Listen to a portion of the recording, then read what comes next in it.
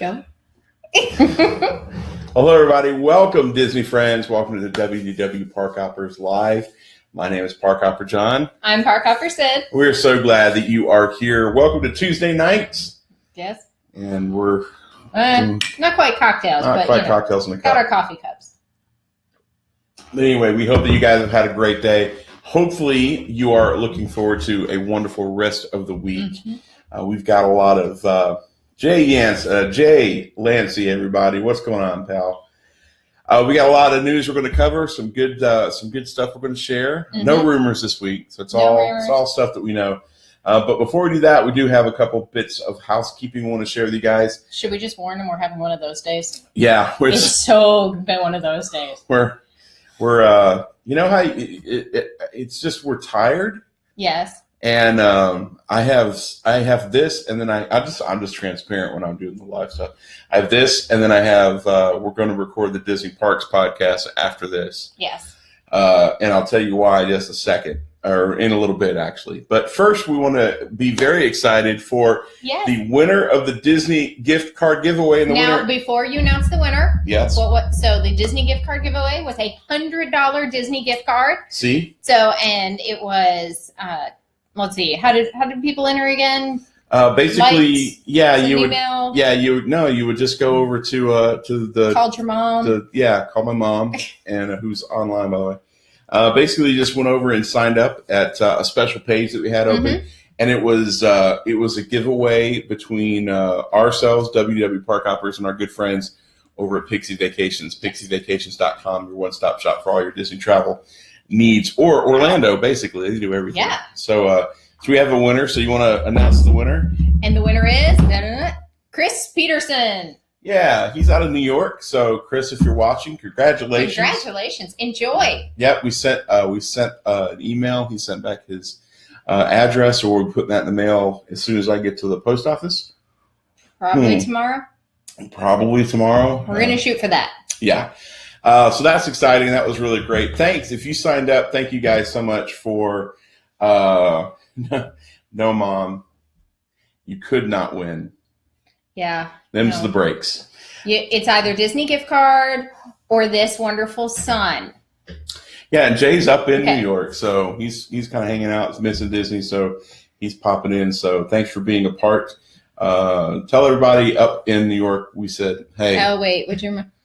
And John's mom says, congratulations, Chris. So there you go. Got the seal of approval. So you want to tell them about the Bay Lake Tower meetup? Absolutely. If you have not heard already, coming on September 2nd during that beautiful Labor Day weekend, we will be Memorial Day weekend. Labor Day weekend. I always do that. It's awful. Mm-hmm. So we will be having the Bay Lake Tower meetup with Disney Parks Podcast, Disney by the Numbers, WDW Parkhoppers, and Dining at Disney and Sorcerer Radio. Dining at Disney and Sorcerer Radio. We just keep adding friends. And WDW Tiki Room. So here's the funny thing. With me, you've got Parkhoppers and you've got the Disney Parks Podcast. So then our friends Al, John, and Kristen are coming down. So that's Sorcerer Radio, Dining at Disney, WDW Tiki Room. And then we throw in our friend Tony, and that's Disney by the Numbers and the other part of the Disney Parks podcast. Right. And so it's a whole lot of Disney geekness all together. Yep. And then we get the Robins. Yep. And then Robins. We get, so if you don't know the Robins, come meet the Robins. The rest of us are boring. The Robins wonderful. Make it worth the trip. Absolutely. Yeah. So September 2nd from 1 to 3 p.m. it will be at Bay Lake Tower. There is a link on our Facebook page and on our website, and there will be one in the notes. It is, we do ask that you register in advance. Tickets are $5. That covers drinks and snacks and some of the giveaways. We do ask that you reserve a ticket ahead of time just so we know, because we don't want that flood of the tens of fans that we have to show up at the last minute, and then we run out of, snickerdoodles. So snickerdoodles. I'm working on it. Sweet. So definitely September 2nd, Bay Lake Tower. Sign up, come say hi, come hang out with us. We'd love to meet you. Right. And when you sign up, you put your name in an email list, and the day of, you'll get an email with the room number. So that's how we're kind of keeping control of a little bit of that. So the other thing we want to, like a rave, a little bit.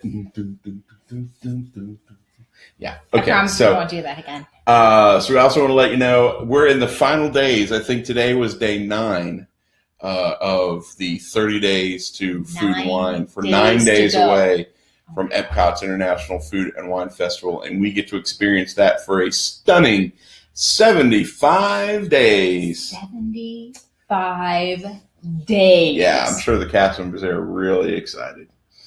So yeah, that's going on. So check that out. You go to WDWParkhoppers.com and you can click on that post and you can see all of them right there. We've been keeping that up pretty well. And make sure that you pick up your copy of the Disney Bucket List. You can find a link to that on WDWParkhoppers.com as well. You can buy it on Amazon, but if you buy it through the website, not only is your shipping free, but you also get it autographed. So, who would autograph it? One of the 3 authors of the book. Not me, him. Right. There you go. All right. So you ready to talk about some news, some hints, some tips? Yeah, go ahead and get on it. So I'm married into being Irish, but I am very excited about the Great Irish Hooley returning to Raglan Road Irish Pub and Restaurant. Yep. So this Labor Day weekend, the annual Great Irish Hooley is back again. I just like saying Hooley. Can you tell? It's 6th year Raglan Road. It is a celebration of Irish song, dance, food, and drinks. It will kick off at 3 p.m. on Friday, September 1st, and continues through the long weekend into the wee hours of Monday. How do you say, wheel? I don't know. Dude, I can't do an Irish accent. Say I know. He's a Donahue. Seriously. Weird. All right. So definitely you want to stop by, grab a pint of Guinness at the bar, which the bar was actually imported from Ireland. So that is a nice little fun fact. Or get a table in the restaurant. They have an extensive menu. The food is amazing. You definitely want to come check it out. And this year they are actually going to have some additional. These are the 3 big headliner bands. 3 big headliner bands. Mm-hmm. So this is Orlando's only boutique Irish festival. So if you are into the Irish food, the Irish cocktails, the dance, the song, please definitely come out to Disney Springs and take a look. So the 3 bands are Elevation, backed by popular demand. This is Demand. U2 cover band. They were there 4 years ago. Huge following here in the Orlando area. They pay homage to the U2 World Tour, celebrating 30 years of groundbreaking music. So the Lisa Canny Band, the outrageously talented Lisa Canny and her band combine traditional Irish, R&B, and hip-hop. She will appear at Raglan Road for 3 weeks, beginning August 30th, and will perform nightly through the Hooley. Nice. And then Gary O'Meara Band is a traditional Irish banjo player with a prolific career as a solo artist and member of multiple legendary Irish music acts. So I know lots of people have the joke, paddle faster, I hear banjo music. He is amazing. He is definitely worth the price of admission. So, and of course the Raglan Road Irish dancers will be there, who are always amazing. Yeah. And they're just going to have, they have a whole lineup of entertainment. So we will definitely put the link out there. Come to Disney Springs, check it out, get yourself a pint of Guinness, get some fish and chips, have a great time. The Hooley is one of the few times that St. Patrick's Day when everybody is Irish. So come check it out. Raglan Road is... Not only is it a great restaurant and a great place to grab a pint, it's just a great place to just get that sense and feel of Ireland. Mm-hmm. Unfortunately, only one of the 2 of us has been to Ireland, which we won't talk about, but it does really feel like an Irish pub. My wonderful husband went to Ireland, and all I got was this necklace. That is true. That is true. Victoria is asking what's the heads up on the latest Disney everything. We're working on it. We're working our way through the list. There's more, but one thing I can tell you about is 8. All the fingers, no thumbs. That's right. 8. 8 what? Disney restaurants have been named Wine Spectator 2017 award winners. Wow. So if you're into wine, and really, I mean, come on. And this is a list that comes from all 50 states, 75 countries. And it really focuses on restaurants that have a focus on wine and wine pairing and good wine. It can't just be crappy wine. Right. Boone's Farm does not make the cut. No, no, it doesn't. And one of the things about working with, like our friend Rick, and hanging out with some of our other friends like Kara Goals, where you learn what really good wine is. And so I've been lucky enough to have been at a few of these restaurants. Mm-hmm. Some of them are from Disneyland. Some of them are from Walt Disney World. So in no order, let's see, 3 restaurants, let's put them in order. 3 restaurants won the Best of award for excellence, honoring wine programs that, quote unquote, take their commitment a step further, wine lists that display excellent breadth across multi-regions and/or significant vertical depth of top wines, along with superior presentation. The downside about wine, people? They use a lot of big words. They have a very pronounced vocabulary. Yeah. We'll work on that. Yeah. So what are those 3? The first 3, number 1, Napa Rose, shockingly, at Disney's Grand Californian Hotel and Spa. That was sarcasm. He wasn't shocked. Napa Rose is always a hit. I've never eaten at Napa Rose, but it's definitely on my to-do list.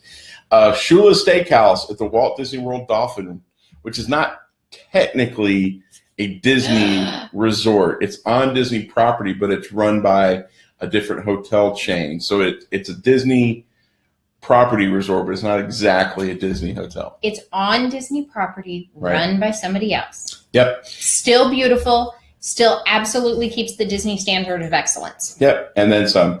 And so the third and not least on the list is, let's say it with me together now, Victoria and Albert's at Disney's Grand Floridian Resort and Spa. Yes, that Victoria and Albert's. So that's really cool. They made the list. 5 restaurants won the Award of Excellence, recognizing restaurants whose wine lists feature a well-chosen assortment of quality producers, along with a thematic match to the menu in both price and style. Get your pinky. First, we got Citricos, which is an amazing restaurant in Disney's Grand Floridian. We've eaten there a few times. Yes. Every meal has been amazing. We've also got the recently refurbished Flying Fish, no longer the Flying Fish Cafe. They dropped the cafe because rent was too expensive for the 4 letters. That's over at Disney's Boardwalk Resort. Then we have Il Molino, the New York Trattoria, which is over at the Walt Disney World Swan. So we have one from the Swan and one from the Dolphin. Correct. And then we have Narcoossee's, which is an amazing restaurant that I think that we may or may not be eating at for New Year's Eve this year. That's over at the Grand Floridian. And finally, Todd English's Blue Zoo, which is over at the Walt Disney World Dolphin. One of my favorites, we actually go there. There is something that goes on in the Orlando area every September called Magical Dining. Which we're going to talk about in a little bit. Oh, good. Well, and my first experience with Todd English Blue Zoo was then, and absolutely wonderful. Now, did you notice only one of these is in California? Mm-hmm. All the rest, we have 2 at the Floridian, 3 between the Swan and Dolphin, and we have 3 at the Floridian. 3 at the Floridian. I need his fingers to count. Sorry. Right. All of their signature dining restaurants won, which is amazing.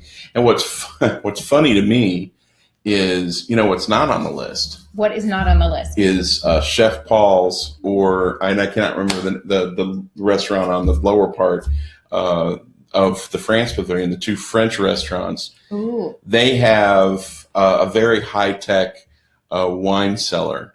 So the sommelier. Well, I wonder if they weren't eligible because none of these are inside the parks. That's true. So we're guessing here. Totally guessing. But the sommelier there has an app on his phone, and anytime anybody goes in or out of the wine cellar, he sees it and it's logged into an account. They're for reals over there. But since 1997, more than 1,400 Walt Disney parks and resort cast members have been accredited with sommelier diploma through the Court of Master Sommeliers America, with 9 receiving the advanced sommelier diploma and 3 receiving the highest honor of master sommelier. So when you think Walt Disney World, you don't necessarily go, I just really want to go have some great wine. And honestly, I'm shocked that Chico's not on the list. Well, I was going to say, I do think that we want to go for good wine because one of our favorite date nights is bread service and a bottle of wine at Sanaa. So, right. Yeah, which is at Animal Kingdom's Kidani Village. Mm-hmm. Yeah, so But it just goes to show that there's a lot of world-class sommeliers right here in Walt Disney World. So that's pretty exciting. That is very exciting. All right, what's next? All right. So we have some new details on the Grand Avenue coming soon to Disney's Hollywood Studio. Grand Avenue is what is the new version of the Streets of America. So, as many of the Disney Parks fans are aware, Star Wars Galaxy Edge and Toy Story Land, so Star Wars Land, Toy Story Land, are currently under construction at Hollywood Studios. But today we are looking at the new area of the park. Now, when we first heard about this, it kind of felt like an expanded queue, which really it is what it is, but it is amazing. So where the Muppets Courtyard is, and along that former Streets of America, it's being reimagined by, of course, our favorite Disney Imagineers to become a new area called Grand Avenue. I keep saying garden. It is inspired by the revitalization and vibrant culture of present-day downtown Los Angeles. Grand Avenue is where vintage office buildings and warehouses are being converted into exciting new uses. So guests will soon see facades for merchants appearing in the area for a music shop, loft apartments, a tailor, and much more. And each window on the street will have charming displays, kind of like what they used to have. So the highlight of Grand Avenue is going to be the Baseline Tap House, which is taking over the former food and beverage location. Yes, the food and beverage location. And I was trying to remember the name of it. There was a name, but the new corner pub will feature Californian beers and wines, along with a selection of small bites. So the current Muppets Courtyard will become Grand Park, an urban square off Grand Avenue, surrounded by shops and restaurants like Pizza Rizzo and Mama Melrose Restaurant Italiano. So we are keeping some of our favorites. And guests can already see changes in the area, with the Muppets Theater being renamed the Grand Arts Theater. And there is a new marquee. Don't worry, Kermit, Miss Piggy, and all the gang will star in their hilarious Muppet Vision 3D for many years to come. Right. So when we first heard about this, we talked about it on the Disney Parks podcast, and it was very interesting. For the first time in forever, you're welcome.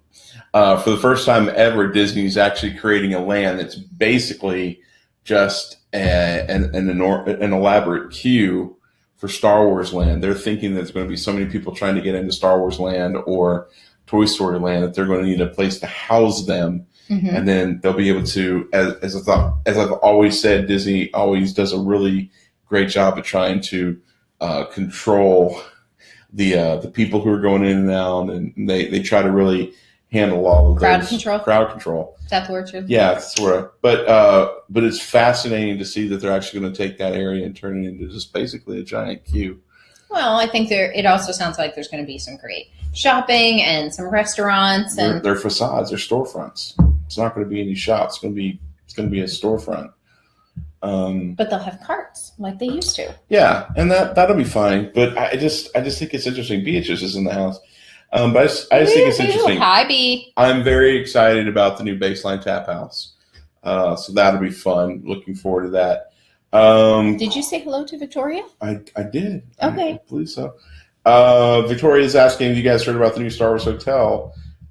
She says that I'm really intrigued by this. Yeah, we've talked about this a lot. Very exciting. There's some things that are happening on property, like at Disney Springs. They just partnered with The Void to create like a 360 virtual reality immersion experience. Mm-hmm. And we're thinking that this might be testing for what they may want to do in the hotel. Plus, everybody that I've talked to is extremely excited about it. And I do know that they've already mapped out. Obviously, they've already mapped out where it's going to go. As soon as they close that entrance off of World Drive, that's when they'll actually start working on construction. So there's a lot of. We did warn y'all. We're having that day, right? Yeah. Okay. What? Am I really? Oh no, we're both. So again, one of those days. I got an opportunity to go to a preview dinner for Magical Dining over at the Four Seasons Resort in their Ravello restaurant. Mm-hmm. So if you've never heard of what Magical Dining is, you can celebrate Orlando's amazing culinary scene during Visit Orlando's Magical Dining Month, sponsored by American Express. So beginning on August 25th during a special preview week, mm-hmm. And continuing all the way through October 1st, over 100 Orlando area restaurants will offer a price fixed menu dinner for just $35 per person. So you can indulge in imaginative appetizers, incredible entrees, just mind-blowing desserts, and they will all leave you spellbound. Hence the magical dining. So you can I dumb this down there real sure, quick? Go ahead. All those restaurants in the area that most of them you don't think you can eat at because one entree is $35 to walk in the door is more than you want to spend on a meal. Right. For a month, $35 per person. You go, you get to pick. Here's your 3 appetizers, your 4 entrees, your 2 desserts. It varies from restaurant to restaurant. And you get to experience some of Orlando's best dining, and it's for a great cause because $1 from each meal supports Freedom Ride and Base Camp Children's Cancer Foundation. So it really is. It's a wonderful event for us. It's been a great chance for us to go and experience some restaurants that we normally wouldn't go to. Right. And so now it doesn't include your beverage, doesn't include wine. For some of the restaurants, there's even, here's your entree, but there's no side. So you do have to pay extra for the side. So you do want to keep a lookout for that. All of their menus are online. You can go map it out, figure out what you want. What are your special dietary restrictions? But please go check them out and let us know what you think. Right. So if you click on the link that we put in the comment section, you go to visitorlando.com/magical dining. You can see all the different restaurants. And the cool thing is one of the features is you can say the Disney Lake Buena Vista area, and it'll come up with all the restaurants in that area that are taking part of it. So just to name a few of the key Disney restaurants, Boat Wright's Dining Hall is one of them. That's over at the Port Orleans. I think it's great. Do you need water? No, I'm good. Okay. Il Molino, Jico, the cooking place, Morimoto Asia, Paddlefish, Ravello, STK, the Turf Club over at Saratoga Springs, and Todd English's Blue Zoo. There's several more on the list that I did mention, but this is a great opportunity to try some amazing food at a really reduced rate, and it's just phenomenal. Totally worth the time. Totally worth the investment of $35 per person to go experience this. Now, last night we went to Ravello over at the Four Seasons. We got everybody back. Yeah, thanks. So hi everybody. Thanks Thank you for coming back. So we got to go to Ravello at the Four Seasons, and if you've never been, the Four Seasons is gorgeous. Far and away one of my favorite hotels on property. It's just an amazing place, and we got to go check out what they were doing just for magical dining. And how this worked out was they brought family style for most things. So we got to sample everything on the menu. There's a couple of little twists. There's a couple things that they said were going to be on the menu that wound up not being. And that was pretty cool too. So if you go through the timeline at WDW Parkhoppers on Facebook or at Instagram, you'll be able to see some of the pictures. But again, Parkhoppers. Yeah. Because he just, in his clicking, actually went to the Parkhopper, and I'm like, who is that woman? Who is that? We got to fix that. We got to talk. So in the appetizers they're offering just at Ravello, you've got the ensalada mista, which is just an incredible salad.